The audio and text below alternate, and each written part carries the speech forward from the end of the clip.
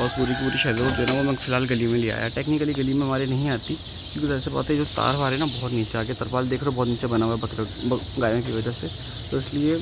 और भागने के बाद अभी देखें फ़ौरन से धुआँ निकलने लग गया, कितना तेज़ धुआँ निकल रहा है। और यहाँ पे आपको गारंटीड बता सकता हूँ कि आप बैठ नहीं सकते, आप 30 सेकंड में बेहोश हो जाएंगे, इतनी खतरनाक स्मेल होती है और मर भी सकते हैं। आपको सच बता रहा हूँ, मरना भी आसान है। ये कि ये जो पार्ट है ना ये हम अच्छे से रिकॉर्ड कर सकें, क्योंकि यहाँ पे हम लोग कुछ डिस्कशन करते हैं। जैसे कि मैं आपको बताता हूँ कि भाई देखें अभी जो चूज़ा है ना गर्मी बहुत ज़्यादा है, अभी मेरे पास टाइम नहीं था कि मैं चूज़े को आराम से। अल्हम्दुलिल्लाह हेल्दी है, एक्टिव है, कंडीशन के हिसाब से बहुत बेहतरीन है। और चूज़े का रेट भाई मैं आपको बताऊँ, जिस टाइम पे मैंने बाई किया ना उसके बाद से अभी तक, यानी कि सिर्फ समझ लें मेरी बुकिंग थी 20 दिन पहले की, तो 20 दिन से अभी तक चूज़े के रेट में 20 रुपये का वो आ थोड़ी कि खाली साल्मोनेला हो सकता है, कोई और चीज़ हो जो ऐसी चीज़ हो जो आपकी चूज़ों को इफेक्ट कर रही हो।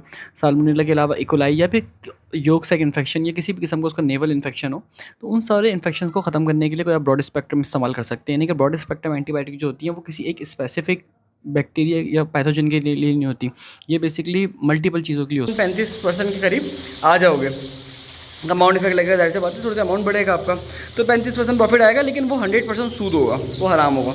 लेकिन यहाँ पर अगर आप बात करते हो सीरियस मैटर में, तो आप यहाँ पे इंशाल्लाह डबल कर सकते हो 2 साल में। अपनी मेहनत के साथ साथ मेहनत करनी पड़ेगी आपको, चूज़ा संभालना पड़ेगा। अब ये स्केल 1000 मुर्गी डालते हो तो 16 लाख रुपए की खाली मुर्गी होगी, फिर केजीज आप रखोगे उसको। अस्सलाम वालेकुम and welcome back to another episode. आज की दोस्तों उम्मीद करते हैं आप सब लोग खैरियत से होंगे, फिट होंगे, अपनी अपनी ज़िंदगी में मसरूफ़ होंगे।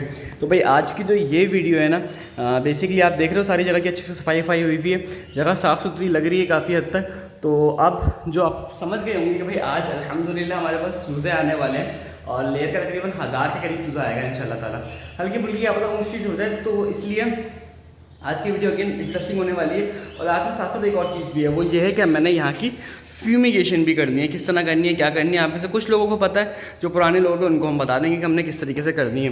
तो भाई एक बात मैं आपको बता दूँ, आप ऐसे वो लोग मुझे कमेंट करके ज़रूर बताएं कि आप लोग वीडियो मेरी कहाँ से देख रहे हैं, कब से देख रहे हैं, और हाँ बेसिकली कहाँ से देख रहे हैं और कब से देख रहे हैं, कौन सी सिटी से देख रहे हैं, कितने ड्यूरेशन से देख रहे हैं। उसका रीज़न सारा ये है कि मुझे पता तो लगे। ये समझ लें कि हर 1-1.5 महीने बाद में वीडियो अपलोड करता हूँ, उसमें पूछता हूँ आप लोगों से, इसमें चूज़ा आता है स्पेशली, ताकि पता तो लग सके ना कि भाई हमारी जो ऑडियंस है वो कहाँ से है, क्या उसका लिंक है, किधर से वो बिलोंग करती है, क्या क्या चीज़ें हैं। खैर चूज़ा जैसे मैंने आपको बताया कि आज आने वाला है, आज तो नहीं आएगा कल आएगा, तो उससे पहले हमने करनी है फ्यूमिगेशन। उसका रीज़न ये है कि लास्ट टाइम जो चूज़ा था ना, आपने देखा था अक्सर बीमारियों से मरा था, कुछ चीज़ें भी आई थी जो हल्की फुल्की ऊँच नीच हुई थी। तो उस हिसाब से भाई अब इस पूरी जगह पे हम फ्यूमिगेशन करेंगे। इसके लिए हमें क्या चाहिए, हमें चाहिए एक स्टील का या लोहे का या किसी भी मिट्टी की चीज़ का एक बर्तन, प्लास्टिक का नहीं हो बस। और उसके साथ साथ हमें चाहिए पिंकी थोड़ी सी, और साथ में चाहिए हमें फॉर्मिलिन। इसको हम मिलाएंगे, इतनी डेडली एक्सपोजर मिलेगा कि सारी जगह की फ्यूम्स हो जाएंगे। और ये हम रखेंगे अगले 3 दिन के लिए। बेसिकली चूज़ा आज भी 2-3 दिन बाद आएगा, तो उस हिसाब से अगर मैं इसको कर दूंगा तो ये है कि जितनी भी वो है ना जगह एकदम क्लियर हो जाएगी और बेहतरीन हो जाएगी। तो खैर पहले इसको करते हैं और उसके बाद इंशाल्लाह ताला फिर उसके बाद बात करते हैं। अच्छा भाई फ्यूमिगेशन के लिए बेसिकली चाहिए क्या होता है मैं आपको बता दूं। फ्यूमिगेशन के लिए आपको चाहिए होती है थोड़ी सी फॉर्मिलिन और साथ में KMNO4 जो मैंने आपको ऑलरेडी दिखा दी है। और एक चीज़ का मैं आपको बार बार बताता हूँ कि देखिए जो फॉर्मिलिन है ना वो किसी ऐसे बर्तन में डाल दें कि आपने फ़ौरन से उसको डाल के निकल जाना है, आपके पास टाइम नहीं है। और दूसरा जो KMNO4 है पहले आपने वो डालनी है और उसके बाद आपने फॉर्मिलिन डालनी है। पता लगे आप पहले फॉर्मिलिन डालें बाद में KMNO4 डालें, उससे अक्सर रिएक्शन ख़राब भी हो जाता है। इसलिए बस देखिए मैंने डाला इसको, KMNO4 मैंने पहले डाल दिया, फॉर्मिलिन डाली और मैं भाग गया।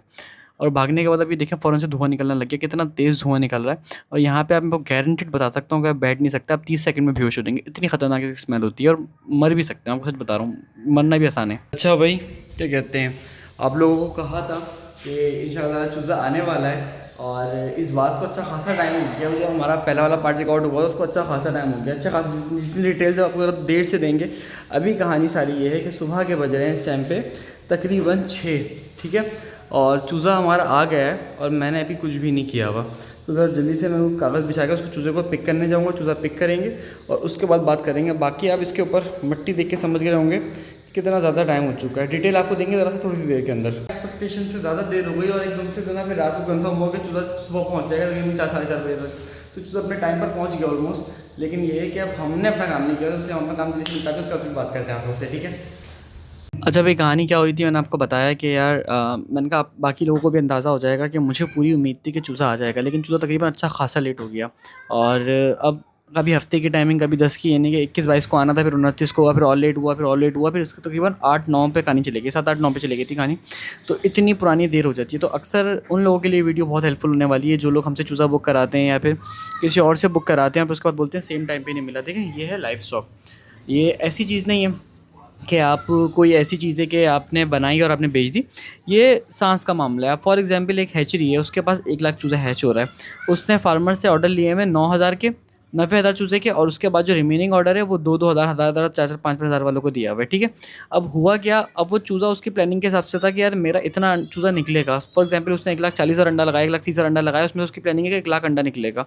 लेकिन हुआ क्या, हुआ कुछ यूँ कि मौसम की वजह से हैच शॉर्ट हो गया, चूज़ा कम निकला, चूज़ा निकलना ही ना, 1 लाख निकला तो चूज़ा निकला ही 90,000। तो अब वो फार्मर क्या करेगा? वो जो हैचरी वाला होगा वो ज़ाहिर-सी बात है बड़े ऑर्डर्स को देगा, और क्या पता बड़े ऑर्डर को भी थोड़ा शॉर्ट कर दे, उसके पास क्या पता क्वांटिटी शॉर्ट चले जाए। तो ये लाइफ स्टॉक है। देखें, ये सांस का मामला है। ये किसी भी बंदे के हाथ में नहीं होता, ये सिर्फ़ और सिर्फ़ अल्लाह के हाथ में होता है कि जो भी आपका हिसाब-किताब होगा ना वो अल्लाह के हुक्म से ही होगा। पता लगे आप सोचेंगे एग्ज़ैक्टली इस डेट पे मिल जाएगा। कभी-कभी ऐसा होता है कि चूज़ा 1 दिन बाद निकल जाता है, और कभी-कभी चूज़ा ये होता है कि 1 दिन पहले निकल जाता है। For example expected hatch date है 14, वो निकल गया 15 को, या वो 13 पे निकल गया। तो दोनों किस्म की पॉसिबिलिटी लेयर चूज़े के अंदर होती हैं। पिच किया है और बहुत ज़्यादा गर्मी हो रही है। गाड़ी वाला थोड़ा से आगे खड़ा हुआ, उसने कहा भाई आप जल्दी से आओ और उसके बाद अपने हिसाब किताब देखते रहना। मैं आधा घंटा खड़ा हो जाऊँगा, मसला नहीं है, पर चूज़ा जो है ना गर्मी खा जाएगा। तो मैंने कहा ठीक है भाई, पहले हम चूज़ा वूज़ा उतार लेते क्योंकि ऑलमोस्ट यहाँ के तो काम हो गए हैं। और बहुत जल्दी में बहुत चीज़ें मिस अजीब सी हो गई, कुछ मज़ा नहीं आएगा, लेकिन मज़ा आएगा बेसिकली। लेकिन अब जिस तरह प्लान था थोड़ा सा ख़राब हो गई कहानी, लेकिन बड़ा मज़ा आने वाला है क्योंकि जल्दी जल्दी रिकॉर्ड करके चूज़ा अनलोड करेंगे, उसके बाद फिर बात करेंगे। गर्मी ज़्यादा है, चूज़ा प्लास्टिक के डब्बों में, क्रेट्स में भी नहीं है। बताते हैं आपको क्यों। सामने खड़ी है गाड़ी वाला, हमारे साथ साथ आएगा और घर की तरफ हम ज़रा निकलेंगे। पर यह कंडीशन, गर्मी से बचते पहले देना काम निपटा लेंगे, अच्छे से काम हो जाए ताकि, और अच्छे से पहले काम निपट जाए। फ़ायदा ये है कि सुबह ही सुबह जो है ना, यहाँ पे अभी गली में कोई भी नहीं है, तो हमारा काम भी आराम से हो जाएगा। और पूरी की पूरी शेडोर जो है ना वो मैं फ़िलहाल गली में ले आया। टेक्निकली गली में हमारे नहीं आती क्योंकि जैसे बात है जो तार वार है ना बहुत नीचे आके, तरपाल देख रहे हो बहुत नीचे बना हुआ है गायों की वजह से, तो इसलिए नहीं। चूज़ा तो आ गया जैसे कि आपको बताया था, और ये जगह है। अब सिचुएशन ये है कि हम 2-2 डब्बे लाएंगे, उनको ऊपर खाली करेंगे और उसके बाद उनको नीचे लेके जाएंगे। कुछ ऐसे बातें घर के बिल्कुल करीब में खड़ी करी, थोड़ी सी आगे खड़ी करी है गाड़ी जो है। तो पहले तरह इनको छोड़ना शुरू करते हैं, उसके बाद फिर बात करेंगे, ठीक है। और कमर्शियली बहुत जल्दी जल्दी इनको आज खाली करेंगे। अच्छा भाई, वॉइस क्वालिटी आपको थोड़ी सी इंप्रूव लग रही होगी, और आप देख रहे हो जरा जल्दी जल्दी हम डाल रहे हैं। उसका रीज़न सारा ये है कि आपके भाई ने एक माइक अपग्रेड कर लिया, क्योंकि जहाँ पे अभी पीसी रखा हुआ है वहाँ पे शोर बहुत ज़्यादा आता है। तो इसलिए एक बहुत अच्छी क्वालिटी का माइक लिया खाली आप लोगों के लिए कि ये जो पार्ट है ना ये हम अच्छे से रिकॉर्ड कर सकें। क्योंकि यहाँ पे हम लोग कुछ डिस्कशन करते हैं, जैसे कि मैं आपको बताता हूँ कि भाई देखें अभी जो चूज़ा है ना, गर्मी बहुत ज़्यादा है। अभी मेरे पास टाइम नहीं था कि मैं चूज़े को आराम से सेट करूँ, उसके बाद मैं आराम से खाली करूँ। क्योंकि एक तो पहली बात मैं था अकेला, मेरे साथ जो मेरा बंदा था वो छुट्टी पर था ईद की वजह से, और हम जो थे ना वो अकेले डिले के चक्कर में पता लगे मैं ये सोचूँ कि चूज़ा थोड़ा डिले कर लूँ और चूज़े की ना रेड ना लग जाए। बस रेड से मुराद है कि चूज़ा ख़राब ना हो जाए, क्योंकि चूज़ा बहुत ज़्यादा सेंसिटिव होता है। लेयर का हो, बॉयलर का हो, बस एक दफ़ा ख़राब होने की देर होती है। चूज़ा तो आ गया था खैरियत से, और चूज़ा मेरी आवाज़ सुनते डर के भाग गया, पता नहीं जैसे मैंने क्या करा। खैर मुझे पता है मेरी आवाज़ बहुत खूबसूरत है। सॉरी माज़र। अच्छा भाई, तो सिचुएशन सारी ये है कि चूज़ा आ गया था सुबह के टाइम, तकरीबन 6 बजे हमने इसको अनलोड भी करके सब कुछ सेट वेट कर दिया था। उस टाइम पे गर्मी इतनी ज़्यादा हो रही थी, मुझे कुछ भूख लग रही थी, तो मुझे काम से भी जाना था, तो मैं ज़रा वहाँ से फ्री होके अब आए तकरीबन, और इस टाइम पे 1 बज रहा है। तो अभी क्या सिचुएशन है, अभी सिचुएशन ये है कि भाई इनका ज़रा दाना पानी करेंगे और उसके बाद इनको देखेंगे।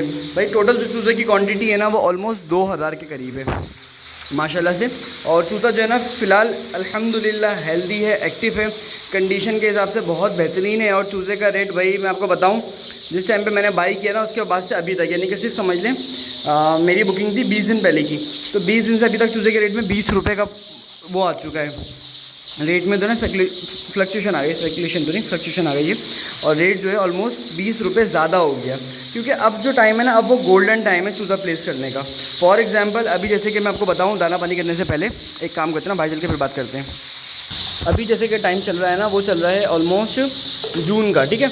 अगर आप अभी चूज़ा प्लेस करते हो, जैसे कि जून जुलाई में करते हो, तो जून में लेके चलते हैं हम। चलें, जून में आपने चूज़ा प्लेस किया, जून जुलाई अगस्त सितंबर, यानी कि मिड ऑफ अक्टूबर इंशाल्लाह आपकी चूज़े की लिंक स्टार्ट हो जाएगी, और नवंबर की स्टार्टिंग के अंदर आपके पास एक मुनासिब सी प्रोडक्शन आना शुरू हो जाएगी। यानी जो पीक परफॉर्मेंस है ना सीज़न की, वो आप इससे ले सकते हो। तो ऐसे बात है, नवंबर अच्छा गुजरेगा, दिसंबर अच्छा गुजरेगा, जनवरी अच्छा गुजरेगा, फरवरी अच्छा गुजरेगा, मार्च अच्छा गुजरेगा, उसके बाद अप्रैल मई मैं मार्केट वापसी थोड़ी सी बैक करना शुरू करती है।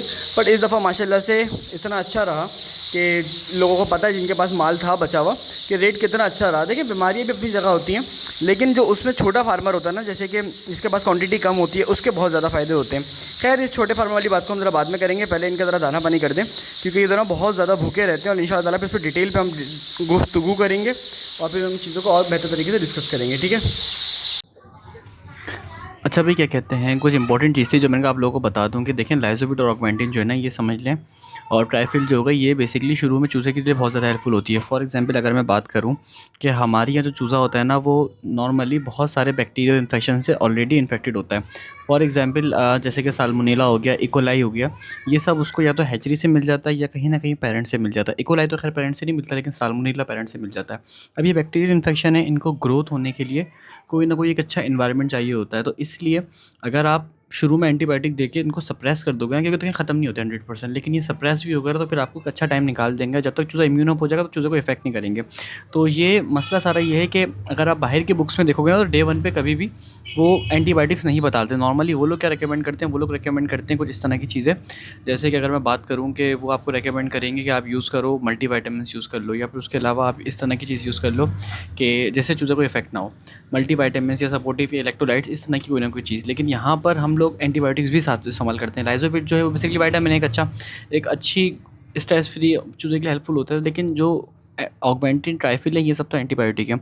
अब दोनों ब्रॉड स्पेक्ट्रम है। फॉर एग्जांपल ज़रूरी नहीं है चूज़े के अंदर जो इन्फेक्शन हो वो खाली एंटी उसका हो, बैक्टीरियल हो सकता है कोई और चीज़ हो। यानी कि कहने का मतलब ये कि ये नहीं हो ज़रूरी कि खाली साल्मोनेला हो सकता है कोई और चीज़ हो, जो ऐसी चीज़ हो जो आपकी चूज़ों को इफेक्ट कर रही हो। साल्मोनेला के अलावा इकोलाई या फिर योग सैक इन्फेक्शन या किसी भी किस्म का उसका नेवल इन्फेक्शन हो, तो उन सारे इन्फेक्शन को ख़त्म करने के लिए कोई आप ब्रॉड स्पेक्ट्रम इस्तेमाल कर सकते हैं। यानी कि ब्रॉड स्पेक्ट्रम एंटीबायोटिक जो होती है वो किसी एक स्पेसिफिक बैक्टीरिया या पैथोजन के लिए नहीं होती, ये बेसिकली मल्टीपल चीज़ों के लिए हो सकती है। तो डिपेंड करता है कौन सी एंटीबायोटिक है, क्या कंपोजिशन है, किस हिसाब से आप यूज़ कर रहे हो, क्या डोसेज है, इस तरह वेरिएशन होती है। तो फॉर एग्जांपल ये 2 मेडिसिन हो सकता है कि 20-30 बीमारियों के लिए इफेक्टिव हो। तो इसलिए डे 1 के चूज़े को हम लोग ये देते हैं ताकि चूज़ा हेल्दी भी रहे और उसकी ग्रोथ वगैरह भी बहुत बेहतर रहे। उसके साथ साथ आपको बताऊँ चूज़े की ग्रोथ माशाल्लाह बहुत बेहतर आती है अगर आप इसको सही तरीके से सही टाइम के ऊपर इस्तेमाल कर लो। तो देखो देना, हमने दाना डाल दिया, फीड डाल दी, पानी डाल दी, और अब जो है ना हम सुकून से कुछ गुफ्तगू कर सकते हैं। तो भाई काफ़ी टाइम हो गया था, मैंने कहा आपको ज़रा मार्केट का ओवरव्यू नहीं दिया, बस यही दिखा रहे थे कि चूज़ा आया, चूज़ा चला गया।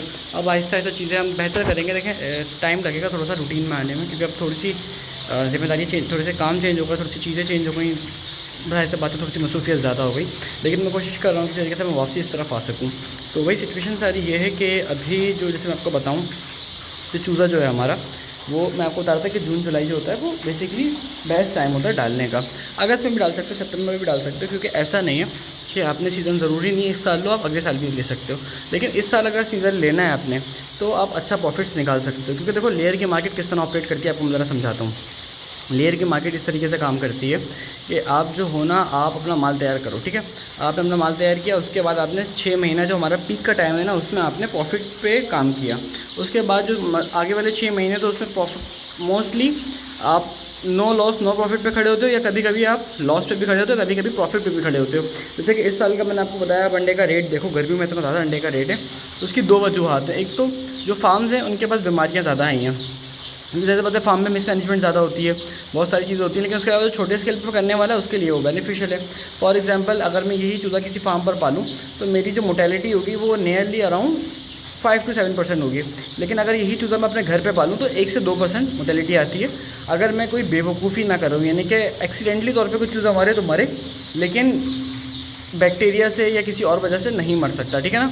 तो यहाँ पे लोड कम होता है काफ़ी हद तक, क्योंकि आसपास फार्मिंग नहीं होती।